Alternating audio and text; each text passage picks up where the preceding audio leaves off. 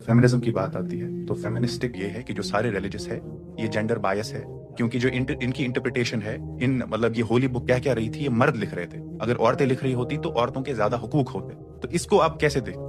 सबसे पहली चीज ये है कि फेमिनिज्म के तहत जो जेंडर इक्वालिटी की बात की जाती है, हमें सबसे पहले ये जानना चाहिए कि इक्वालिटी कहते किसे, व्हाट इज इक्वालिटी। मैं अक्सर उसूल पे ही सवाल करता हूँ कि भाई इसको आप कैसे डिफाइन करते हैं। इक्वालिटी की जब आप डेफिनेशन तलाश करेंगे ना, तो इक्वालिटी का मतलब ये होता है to treat similar cases similarly and different cases differently. This is equality. यानी जो सिमिलर केसेस हों वहां पर सिमिलरली ट्रीट करना ये इक्वालिटी है, जो डिफरेंट केसेस हो वहां पर डिफरेंटली ट्रीट करना यही इक्वालिटी है। अब आप किसी भी फेमिनिस्ट से पूछ लें कि मर्द और औरत फिजियोलॉजिकली और साइकोलॉजिकली सिमिलर है या डिफरेंट है, डिफरेंट है, तो जाहिर है बहुत सी ऐसी चीजें होंगी जिनका ताल्लुक रिस्पॉन्सिबिलिटी से होगा, जिनका ताल्लुक कमांड से होगा, गाइडलाइन से होगा, जहां पे उन्हें डिफरेंटली ट्रीट किया जाएगा। और यही असल इक्वालिटी है, यही असल जस्टिस है।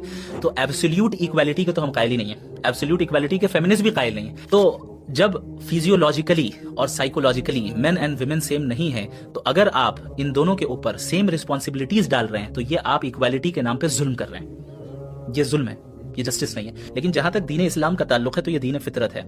इसमें जो भी अहकामात औरत के ताल्लुक से आए और मर्द के ताल्लुक से आए, उनके इन दो डिफरेंसेस का लिहाज रखकर, फिजियोलॉजिकल और साइकोलॉजिकल, इन दो डिफरेंसेस का लिहाज रखकर जो चीज मर्द के लिए सूटेबल है उसको वो करने का हुक्म दिया गया, जो चीज औरत के लिए सूटेबल है उसको वो करने का हुक्म दिया गया। और ये दरअसल जस्टिस पर मबनी है और हकीकी इक्वालिटी यही है, because the definition of equality is to treat similar things similarly and different cases differently.